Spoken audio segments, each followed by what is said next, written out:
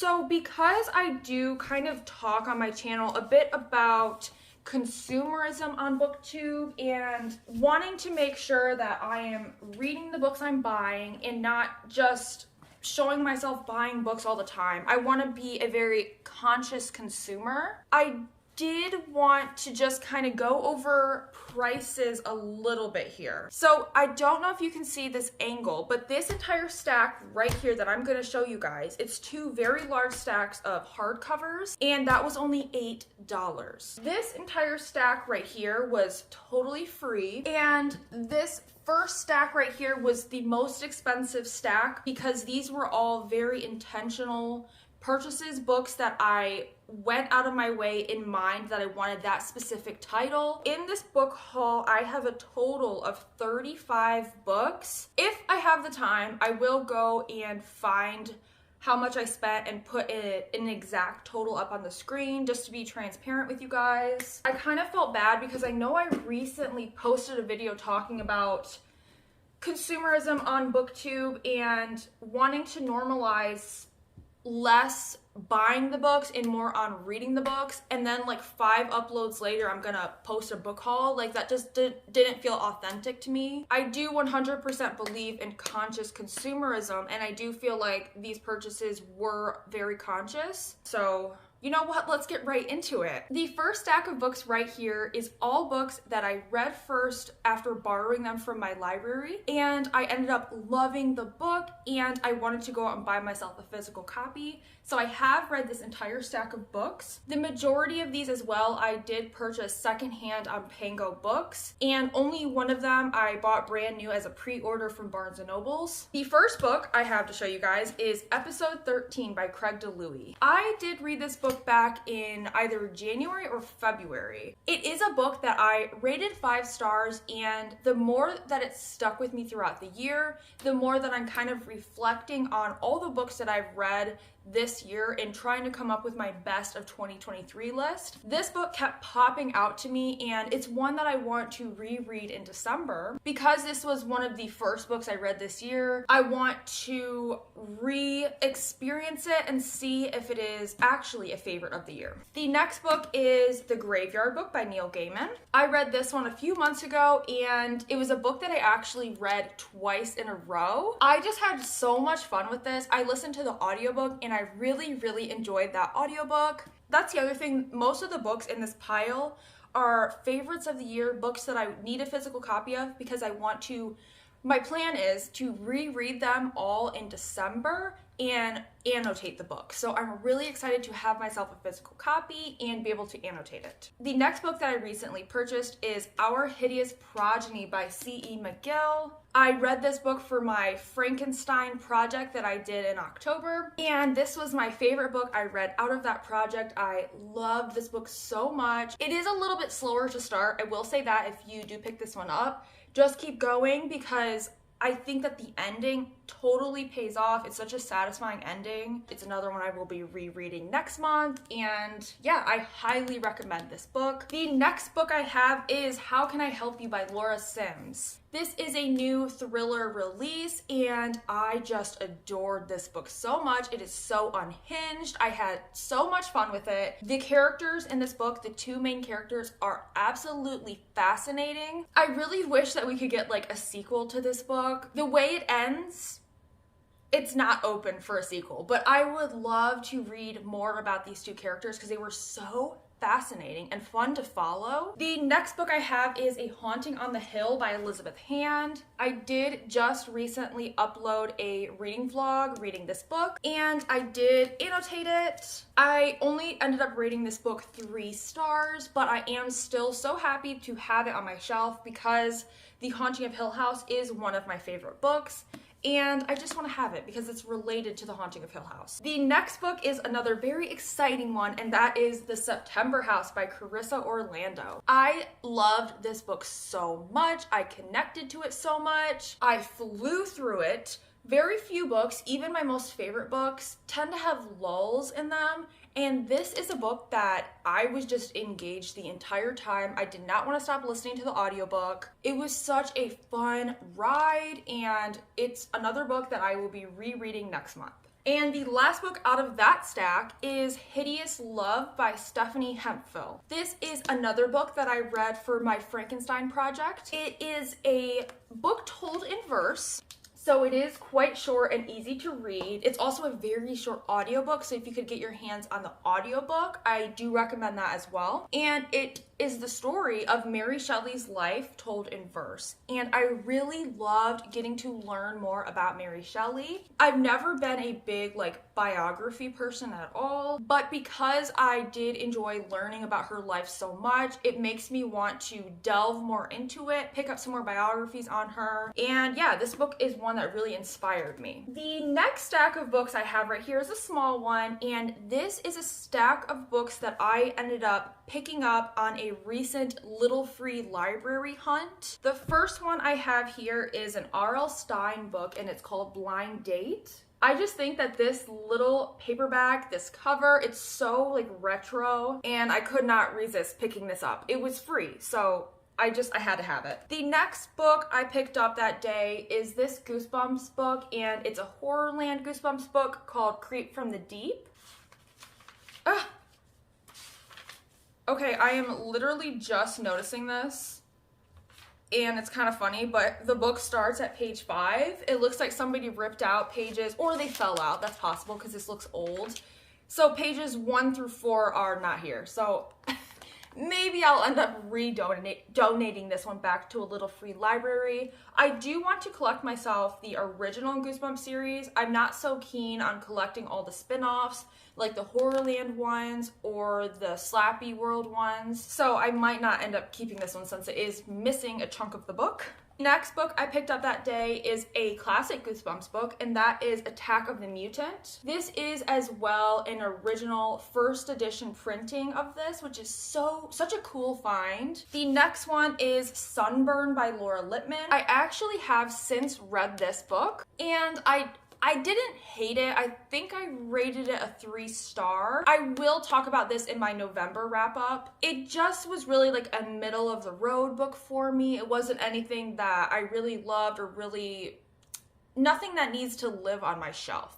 So this one will be unhauled. And the final one I picked up is this book called The Nest by Cynthia Sweeney. I know absolutely nothing about this book. I was really drawn in by the cover, and it's in really good condition. So the fact that it was free, I kind of got caught up in it and just ended up grabbing this one. This stack that I'm going to go through next is the stack of books that I purchased recently at a library book sale. So the 2 paperbacks that I did end up picking up is these 2 Mary Downing Hahn books, and they are The Ghost of Crutchfield Hall and Wait Till Helen Comes. This one I know is more of a classic, Wait Till Helen Comes. That one, it says, was published in 1986. So I definitely want to try to dive into some of this author's backlist and check out these 2. The next 3 books, I was so excited to find and be able to add them to my collection. Those books are Come Tumbling Down, Beneath the Sugar Sky, and Down Among the Sticks and Bones by Seanan McGuire. These are all books in the Wayward Children series.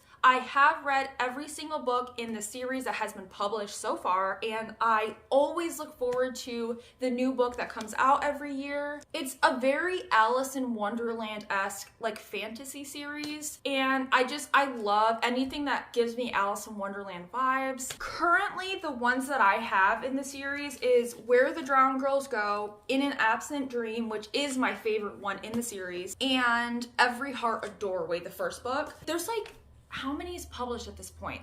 8 or 9 of them at this point. So this is going to be so amazing to be able to add to my collection and be able to have more of them. The next book is another one I just was so excited to find, and that is Looker by Laura Sims. We did have Laura Sims featured earlier in this video. She is the same author of How Can I Help You? Anytime I find an author that writes a book I really love, I then immediately want to go and read the rest of their backlist. So I was so excited to find this book there. I already had it saved on my library app to read it through the library. So to be able to find it in this amazing deal of a sale and just add it right to my collection. I was so excited. And I also feel like it's very like low stakes buying books from library book sales, just because they are so cheap, so affordable. You are literally buying books for like pennies on the dollar. I don't feel bad then about if I read them and I don't like them, I don't feel bad about unhauling them. Versus if I were to buy a ton of books like brand new and not even known if I liked them, and then I would feel so bad about getting rid of them. Okay, the next book is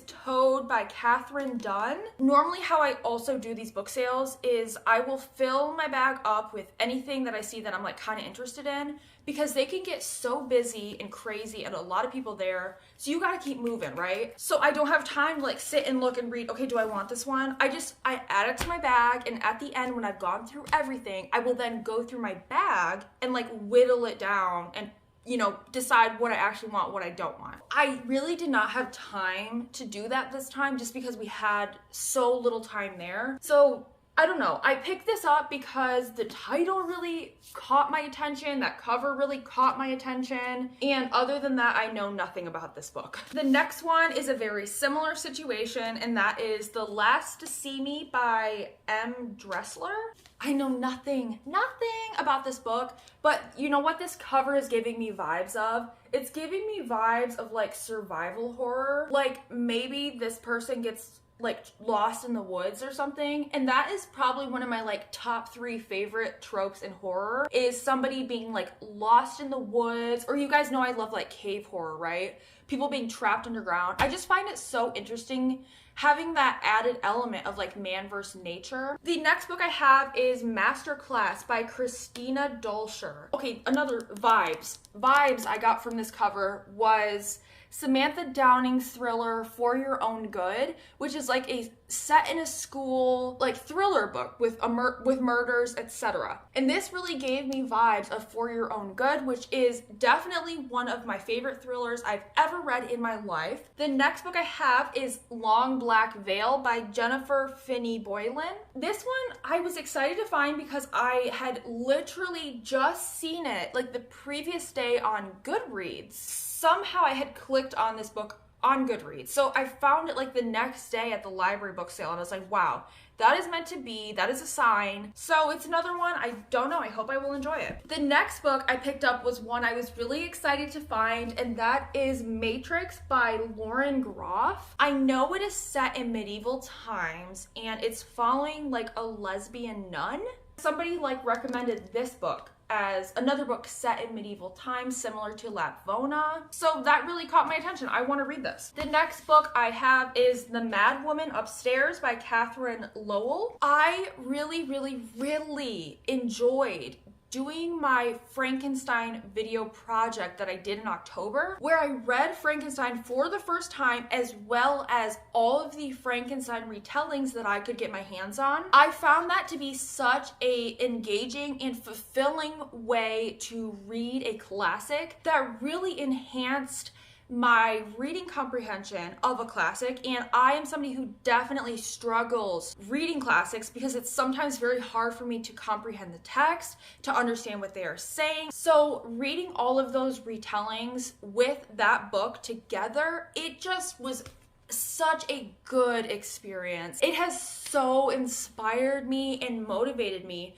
to want to read more classics. Going forward, I think I will use that as a tip to get into more classics, because I really want to read all of Jane Austen's backlist. I want to read all of the Bronte sisters backlist. I have so many classics I want to read. I would love to do a similar project where when I go to read Jane Eyre one day, I pick up all of the like spin-offs and retellings and spoofs of that classic that I can find. So that was pretty much the motivation behind picking this up. I do not know if it does have anything to do with Jane Eyre. I'm only assuming by the cover, but that was why I grabbed this one. The next book I picked up is The Anomaly by Michael Rutger. I grabbed this one because I think it said it has something to do with caves. The back says the anomaly crackles with claustrophobic tension. That is what I love about cave horror, is like that visceral feeling you get in the reading experience of claustrophobia. This was one I had to add to my back as soon as I seen it had something to do with caves. If you guys know this author, I've never seen anyone talk about him. So if you know this author's work and you would recommend it, please let me know, because next time I go back, I will grab a few more of his books that I've seen there. The next book I have is one I was also very excited to find, and that is The Good People by Hannah Kent. I do remember seeing Rereads do a video of like her favorite horror books, her favorite underrated books, something like that. And she recommended this book, The Good People, and I really love 𝙲𝙾𝙽𝙽𝙴𝙲𝚃. So finding it there, I was like instantly grabbed it. I don't need to know anything more. The next one I picked up is this book right here called I Am Behind You by John Lindqvist. Like literally every single little blurb on the back says Sweden's Stephen King. Like every one of these is like the Stephen King of Sweden. Sweden's answer to Stephen King. Like why? You don't need to like shout out, name drop Stephen King so many times. Oh, okay. Yes, I did a little bit read the blurb of this one, and it does sound fascinating. So it says, one day, 4 average families wake up one morning in an ordinary campsite. But during the night, something strange has happened. Everyone outside the campgrounds has disappeared, and the world has been transformed into an endless expanse of grass. Like, what is that about? That hooks me. This is another one that I was so excited, and it is Before the Ruins by Victoria Gosling. I did a video a while ago. I think I may have unlisted it at this point. It was about backlist thrillers that I still am excited for and I still want to read, and I ended up finding this book and adding it to my list. This book sounded interesting to me. It's a thriller that I really never ever hear anyone talking about, and I want to know if it's good or not. The next one is The Silent Woods by Kimmy Cunningham Grant. This is one that I have checked out the audiobook from the library on at least like 3 different occasions and just never got to it. But I still really want to read this. I have heard so many good things about it. I'm also noticing I have a few wintry books here. Like Before the Ruins is another wintry book, and I do have a couple more in my stack here. So what if we did like a reading vlog reading all these like wintry thrillers together? I think that would be really fun. The next book I picked up is A Slow Fire Burning by Paula Hawkins, and Paula Hawkins to me is like a popcorn thriller author, like just super fast paced, not blow your mind books, but really easy to read thrillers, right? I just found this on the shelf. I know it's a newer release. I did enjoy The Girl on the Train. I read it several years ago in the beginning of my thriller journey, so I don't know if it still holds up today, but I enjoyed it when I read it the first time, and so I was excited to find this book, threw it in my bag, and I'll get to it eventually. The next one I picked up is, I pretty much picked it up because of this gorgeous cover, and that is What Should Be Wild by Julia Fine. I also was reading some of the blurbs on the back. It will give you the chills and make you wonder what's really hidden in the forest.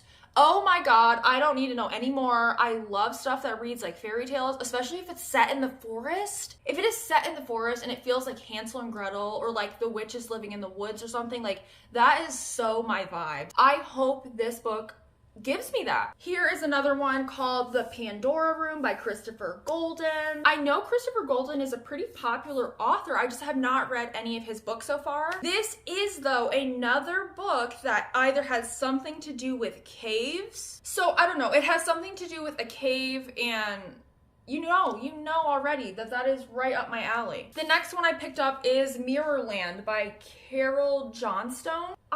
I think I heard about this recently or had it on my TBR at one point. I'm not sure. I have a feeling I might like it, so I grabbed it. The next book I picked up is, oh, I was really excited for this one.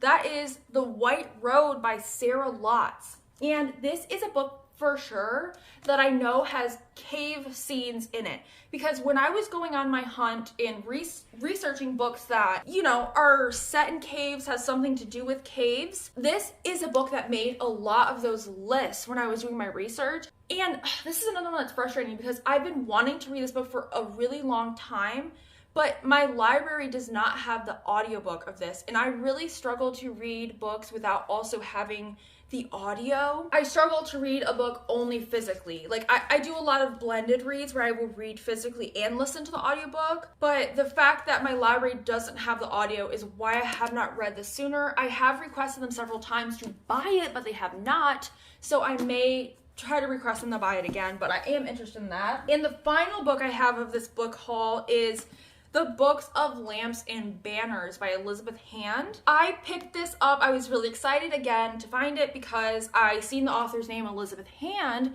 and knew instantly, obviously, this is the author of A Haunting on the Hill, which I had not read yet at the time of finding this. I have since read it, and it wasn't a new favorite. Unfortunately, I rated it 3 stars. This is also the 4th book in a series, which I don't like. I don't want to have to read a whole series to end up reading this one, so this is another one I may actually end up just donating right to a little free library or back to that Friends of the Library book sale. Holy moly. Okay, that is all of the books that I have recently added to my collection. If you guys love book hauls, if you are on like a binge spree right now watching all the book haul videos that you can find, I would recommend you check out this video next. I did this book haul recently, hauling a whole bunch of books and opening them up all with you guys on camera. The books that I hauled in this video are pretty much like all of my favorite books of 2023. So if you want a sneak peek of my best of 2023, make sure you check out this video next.